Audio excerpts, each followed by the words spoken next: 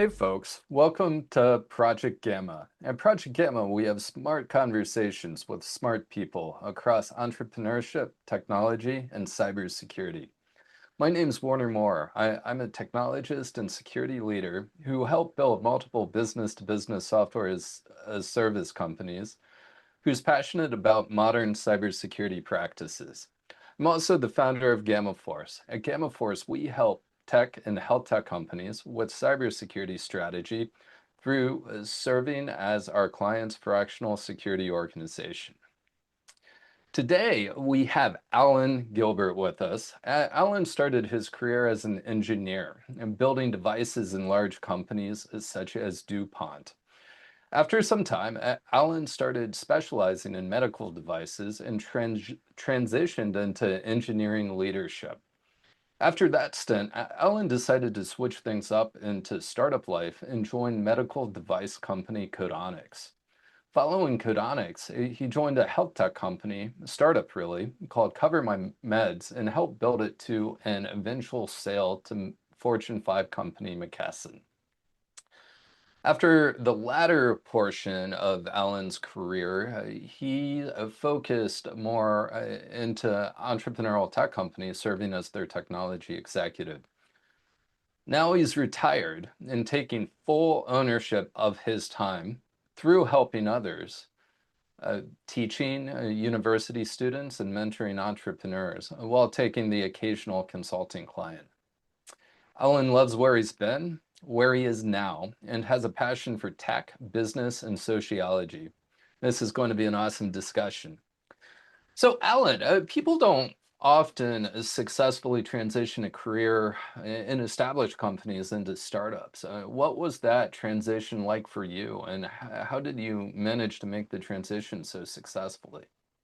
I started my career in the late 80s, and that was still a time where kind of the model saw it was catch on with a big company and build a lifelong career there and have management training and great benefits and a very linear upward path. So, like when I was interviewing, I was looking at DuPont, IBM, Boeing, TRW, HP. In fact, I almost took a job at HP in Colorado Springs. It was an alternate life that I always wonder what that would have been like. Um, as I was working in DuPont, which was a big company, and most people, they're not so well known anymore, but at the time they were a big chemical company, but they also did medical imaging. And there were these film companies like Kodak and 3M and DuPont. And really, what they wanted to do was sell film, but they built a whole infrastructure of medical equipment that used that film. And so they wanted to establish themselves in hospitals, get film contracts, and sell out of film, which was really the profit engine for those companies. Um, and it was very structured and it was a great place to start a career. But after a while, it felt like that structure was getting in the way. It was typical bureaucracy and things had to be approved and go through a process. And we did a project with this little scrappy company in Cleveland called Codonics. It was an ultrasound network for a hospital in Philadelphia, and Codonics provided the color printer that was used for Doppler ultrasound and nuclear medicine. And as I got to know the people there, I thought they're having a lot more fun than me. And if they have a great idea, they can bring it to life quickly. And I really was enticed by that environment and that way of working. And they also happened to be in my hometown, Cleveland, because I was on the East Coast. And so one thing led to another, and ended up going to work for them, and started as an engineer and sort of a small project manager, and then grew up there as a manager and ultimately led engineering there for 6 or 7 years before I finally decided it was time to move to something else after 16 years of being there, um, and then moved on from there. Hmm, hmm. It's interesting you mentioned management training. It's my career, having mainly been in startups, I had to do anything I could to get access to things like that. At no point did any of the companies I worked with have formal leadership development programs.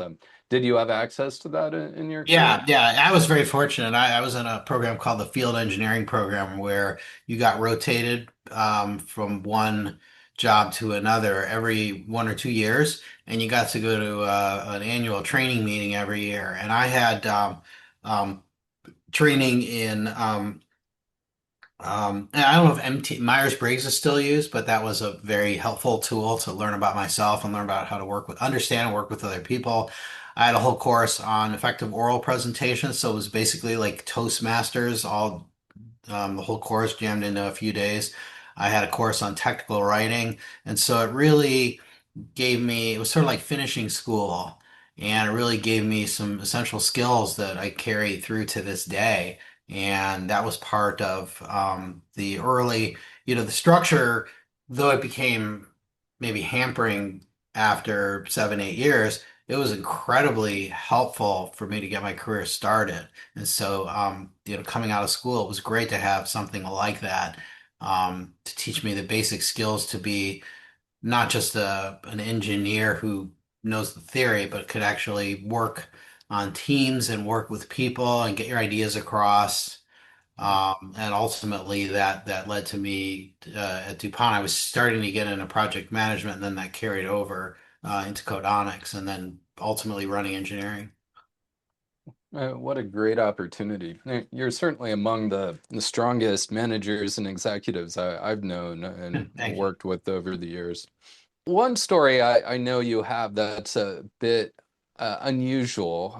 You joined Cover My Meds pretty early. You wore a lot of hats, and you were a senior technology executive, but you ended up managing HR or people management, transitioning from engineering or having people management being part of your leadership responsibilities. What was that like? Yeah, it was an unusual transition, but it made a lot of sense. It actually makes for a good story. When I came in, we talked about different ways of so we had some catchphrases when I came in to run engineering at Codon or at Cover My Meds. One is it was my job to be the adult in the room. You've probably heard that before. Um, the co-founder who hired me, Matt Scantland, he said, and I remember this was right in my job offer. He said, "Your job is to make the right way the easy way."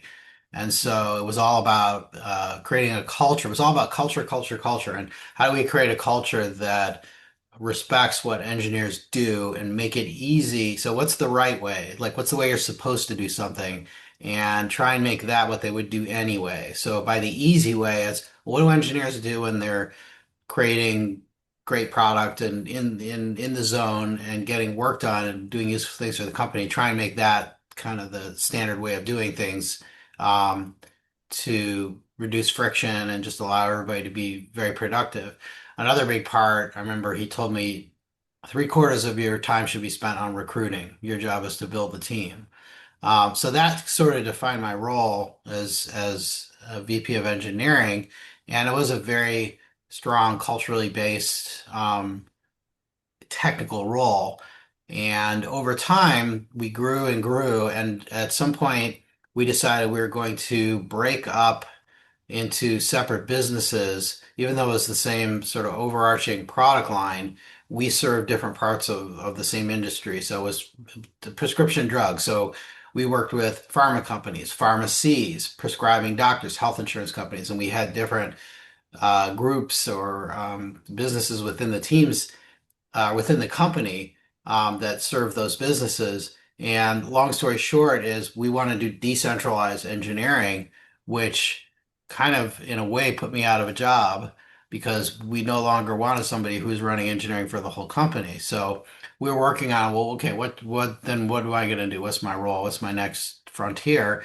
And we were talking one time, and I knew we were looking for a head of HR for a long time. And it was a very culturally unique company. And he said, I was talking about something technical or project related, and he said, "Hey, I think we found our new head of people." And I said, "Oh, that's great." And then I just kept talking about what I was talking about. And he said, "Actually, it's somebody who works here." And I was like, "Really?" Okay, now I'm curious. Who? And he said, it's you. And I was like, what? And he said, well, tell me about your job. What do you do, a typical week? And I said, well, I'm working on recruiting, trying to build the teams and trying to figure out how to organize the teams to optimize and find the right balance between the development of software and the structure of the businesses we're serving.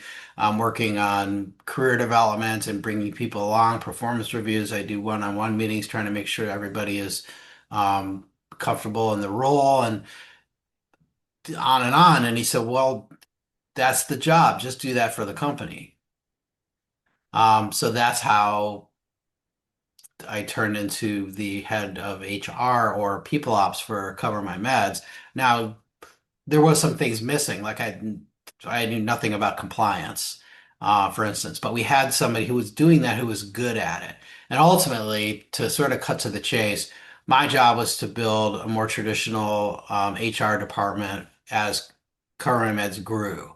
So I went out and found a true HR professional who was with L Brands at the time. I found somebody to head recruiting, found somebody else to head compliance until one theme in my career seems to be working myself out of a job. So over 2.5 years, I ultimately built a department where I could step away, and the HR person that I hired ascended to actually run the entire organization. Hmm.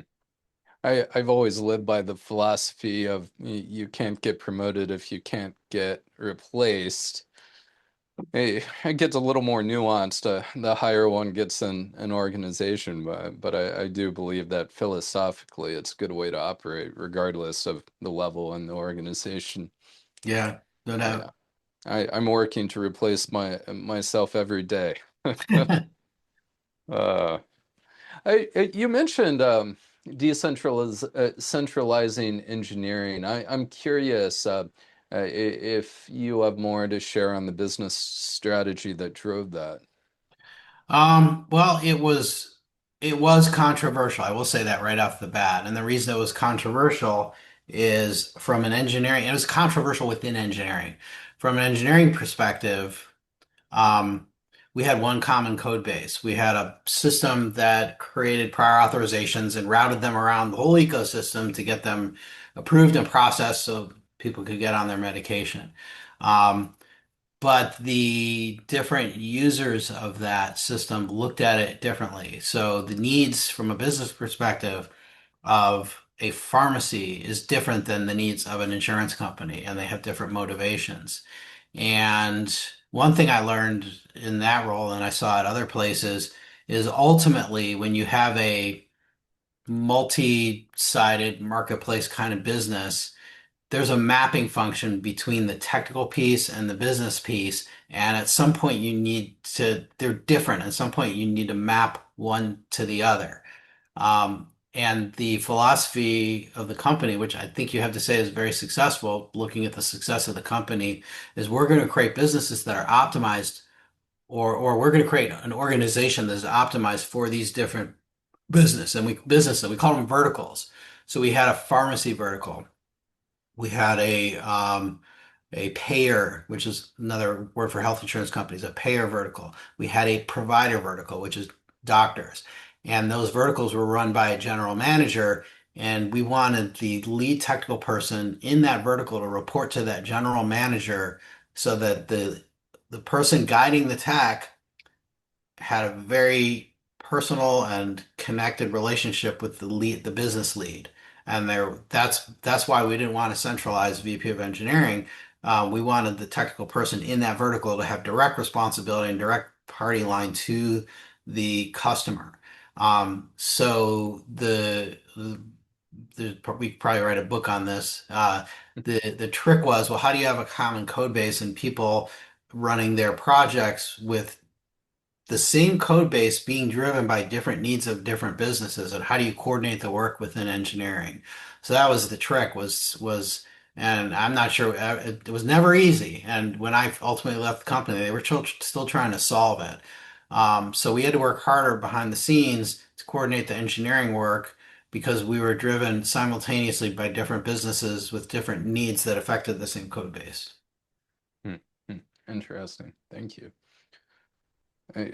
Thinking back to the people ops story, as an experienced technology executive and manager, you ended up reporting to founders. That can often be messy. Founders aren't often the most experienced managers. In your role as technology executive, how do you navigate working with a founder as opposed to a more professional leader?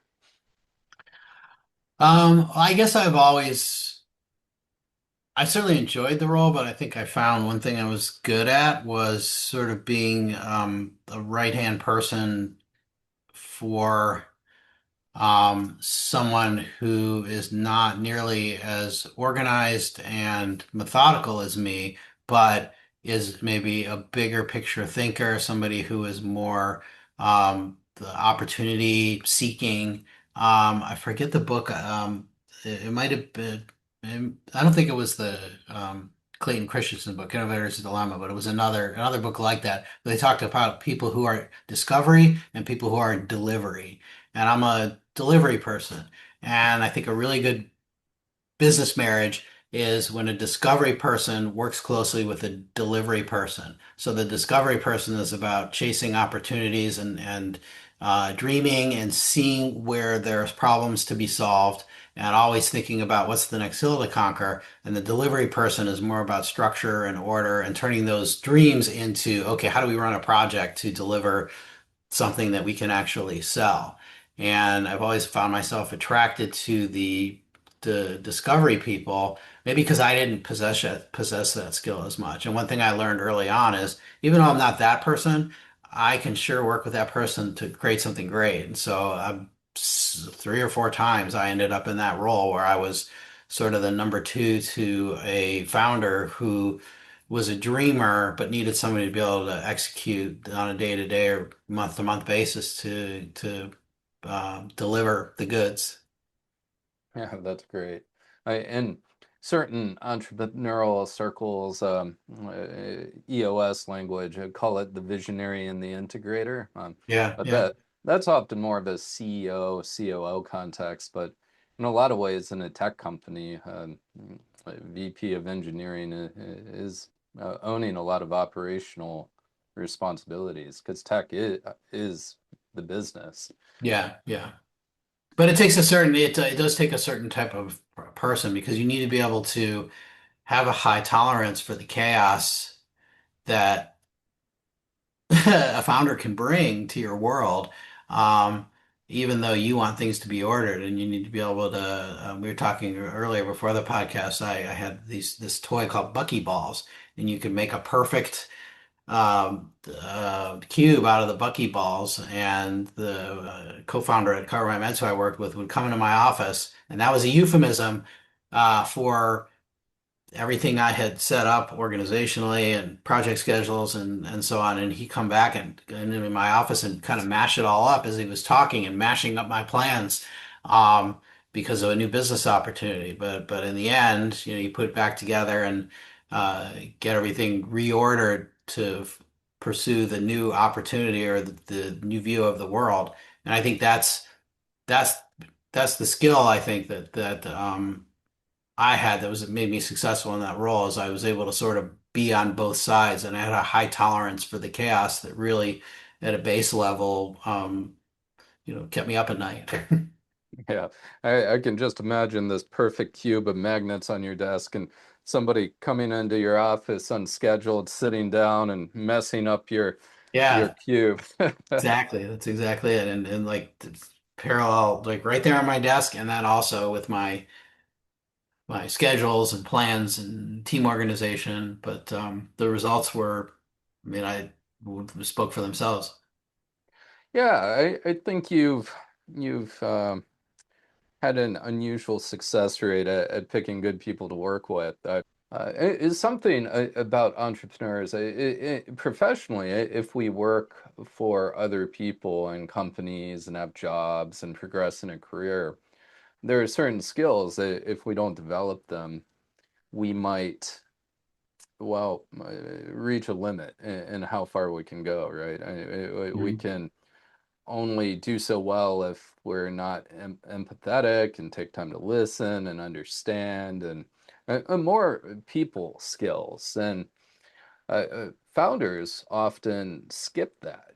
Not always, but often, and they'll create a thing from nothing, which is not easy. Credit to them for pulling that off. But then at a certain point, start scaling, start hiring people, and they just don't get that feedback loop, right? So maybe the team member, there's high attrition rate or the revenue peaks at a certain point, and it's the founder's skill set that's really limiting it. But there's not that feedback loop where you're going to get fired if you don't learn. So I think there's all sorts of microcosms of personality when it comes to entrepreneurs who are still operating their businesses. And you've made a lot of good choices in who you've worked with, it sounds like. Yeah, yeah, that's true. I've been fortunate, I guess some of that comes there. You're right, they are choices. So I've been very fortunate to be able to work with great founders, and I've had a choice there. And I guess now that you mention it, I have been able to find the right people to work with. Yeah, and somebody who has that mindset where they're looking to listen and learn and work towards a shared outcome, what's best for the business, regardless of title. Well, um, that's a really impactful skill. Uh, uh, Unspoken, not a secret, but a unspoken thing. Alan and I work together at CoverMyMeds, and one thing that always impressed me working with Matt is of all the people I've worked with over the years, Matt replaced himself exponentially. And I think I guess when he hired you originally, he was probably replacing himself in that hire too.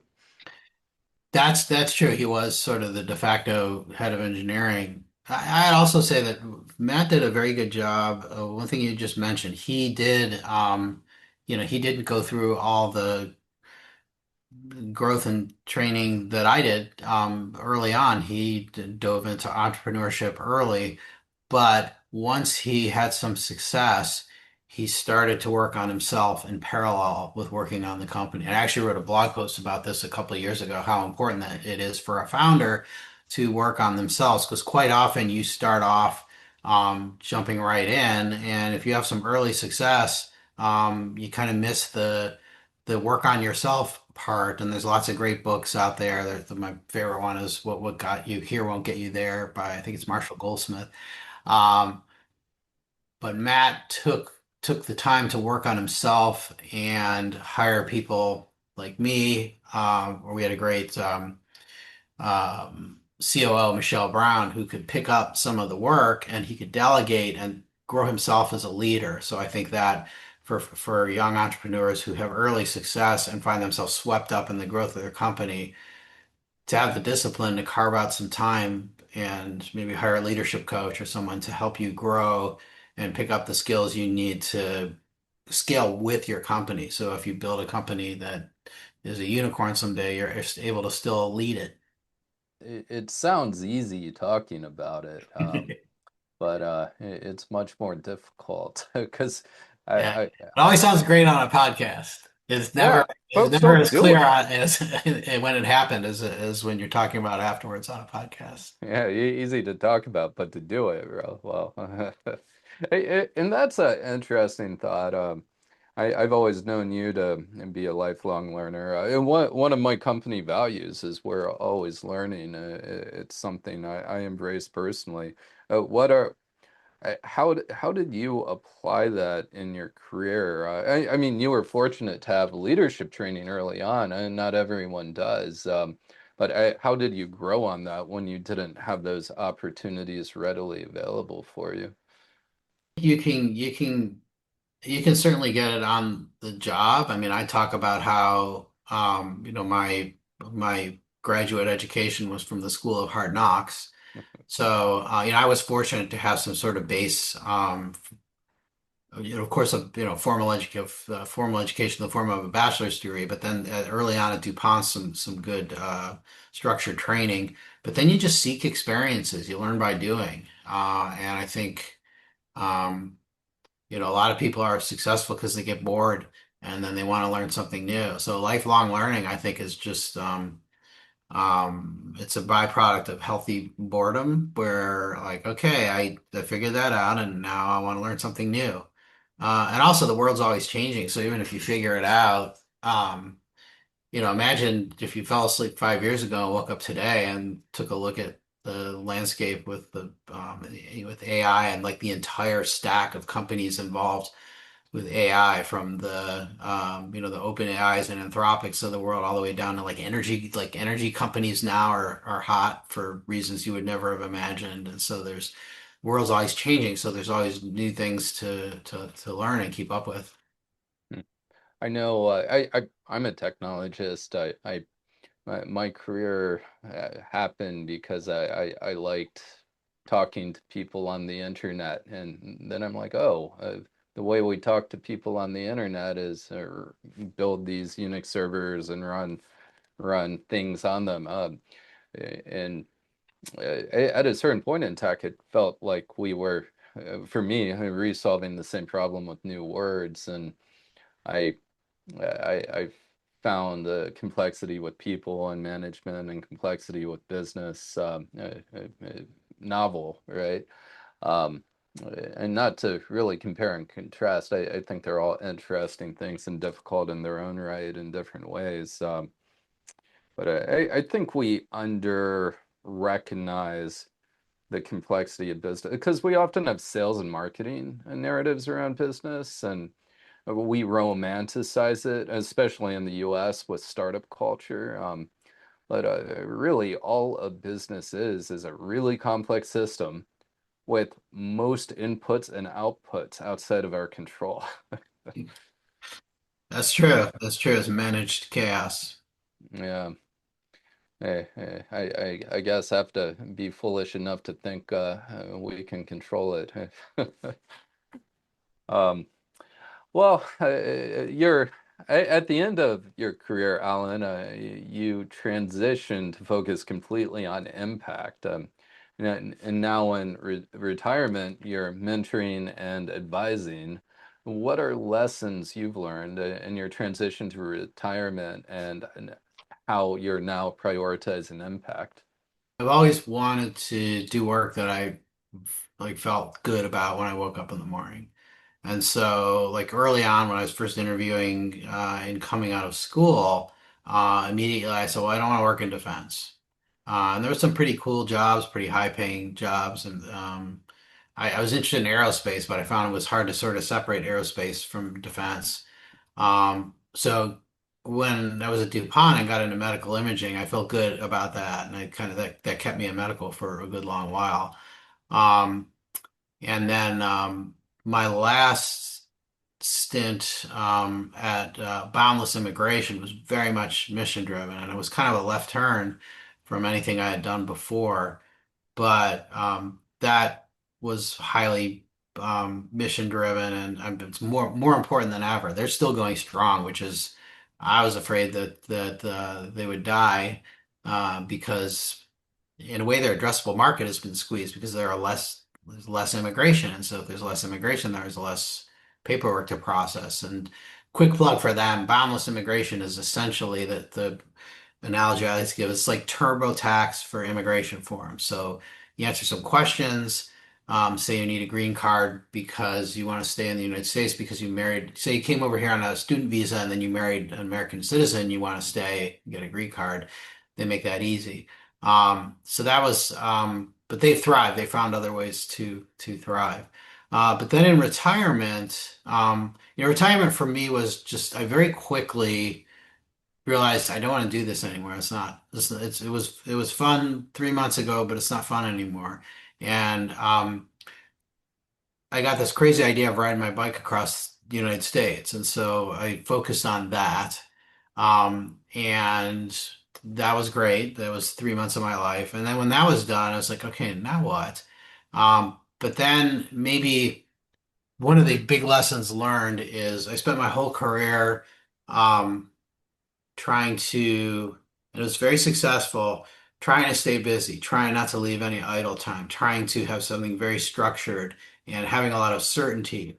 And retirement and being bored and having open time, first of all, you'd be able to have the financial wherewithal to do that, but it let opportunity come along and let me discover opportunities that I would have otherwise never had. So it's sort of like imagine you plan a trip and you say, okay, we're going to be in this city on this day, on this city on this day, and we're going to drive. I mean, I did that last summer. My partner and I drove to Acadia, but we really didn't have a master plan. And we found a cool little town in Maine and delayed going up to Acadia by a day. And so, career-wise, if you can leave some open space and you can let opportunity come to you, um, you can discover amazing things. And in my case, I fell into an opportunity to teach computer science capstone at Ohio State, my alma mater, and that, as you said, that's another chance to give back. And that led to another opportunity where they started a Techstars um, office at or a Techstars unit at Ohio State, and I had a connection there and was able to then get to know the managing director there and serve as an EIR, which then let me give back and work with other companies. And that was kind of a theme for me is give back to students. So teaching feels great because I can impart these lessons to students earlier in their career when they're extremely formative. They know how to write code, they know how to create cool things, but they don't know how to manage a project. They don't know how to talk to somebody, understand their problems, and build software that solves the problem. They don't know how to work as a team. And so to be able to teach students all these things, and I haven't, I imagine, having done this, I don't know that I ever will have an opportunity, but I imagine a job interview where the interviewer asks a candidate who's one of my students about something, and that's maybe say having done a sprint process to build software. And they say, "Oh yeah, I did that. We did that in our capstone class. I know all about sprints and how to do sprints, and I've done retrospectives, and I've written product requirements, and I know how to work on a team, and I know how to have daily stand-ups." Mhm. And I want my students to have a leg up and be ahead, so they've already done these things when they enter the workforce, and they have a leg up on everyone else. And then Techstars is amazing because it's all these brilliant entrepreneurs, and it sort of connects back to what we were talking before about Warner. Is a lot of these are there's even some students in who are in the Techstars program, and these are people who have entrepreneurial skills and aspirations that I never had, but I can help make them successful. And that's the really cool thing to me, and that's sort of a theme in my career is I've been able to can I do what they do? No. Can I do what the most talented software engineer can do? No. Can I do what the most talented, ambitious entrepreneur can do? No. But I can make them successful. I add sort of a secret sauce that takes what they do and can put it on a track to make it matter. And that's sort of been my theme throughout my career. And I'm doing it now in retirement, with my 15 or 20 hours a week that I still work. Mhm. I love that. How can you help other people be successful in the broadest sense too? And that I might be, I think it's a great lesson for somebody who's an engineer wanting to try management is um, you can multiply your abilities and make other people successful. And that's a valued skill that's sometimes hard to get self-worth from because you didn't do the work, you didn't write the code, you didn't design the interface. Um, but if you can be the enabling factor that makes other people successful, your value is incredibly multiplied. Hmm, hmm. Amazing thoughts there. I like your thought about slack time too. And that's not something that's frequently talked about, especially in American culture where it's make money at the uh, cost of everything else. And reminded me of a book called Slack. Funny, the book Slack, I randomly just picked up off of a bookshelf at CoverMyMeds. I was looking at the shelf. I'm like, hey, this is interesting. Read it on an airplane, and it essentially explores the sophistication of the idea you just shared, the opportunity that presents when we allow the slack in our lives for the opportunity to present. Well, cool.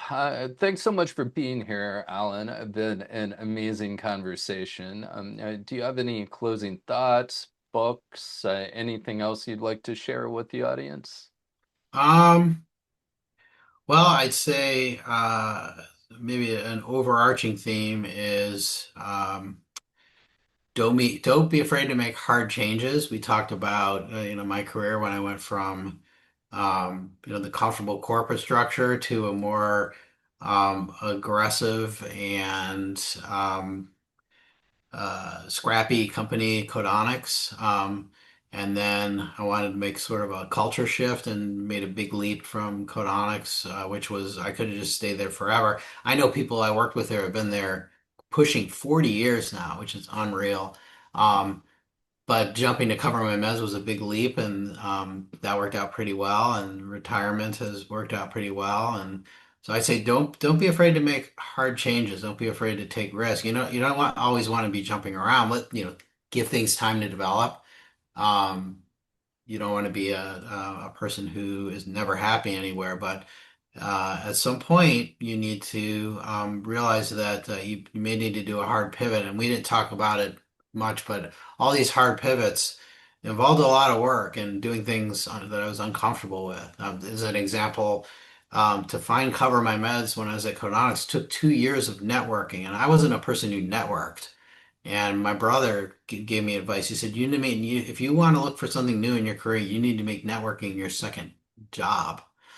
And so these things are hard and they feel scary and risky. And but follow if your instincts say it's time to do something different, then follow that and do the hard thing and do the uncomfortable thing. Dropping knowledge bombs there, Alan. And then plug, I don't have I do consult, I blog on Medium. I'm at AJ Gilbert. So if you like what you heard in this conversation, I'm at Medium. I think it's Medium slash at AJ Gilbert. Or I have a consulting company, Swift Current Partners. I'm at Alan at swiftcurrent.partners. Um, the name comes from my favorite backpacking trail at Glacier National Park. Oh, cool. Alan certainly has deep expertise and shared a lot of it here. So if you think Alan could help you, don't hesitate to reach out to him at Alan at swiftcurrent.partners. Well, thank you so much for listening to Project Gamma today, presented by GammaForce.io. If you've enjoyed this podcast, check us out on your favorite podcast platform to catch future episodes.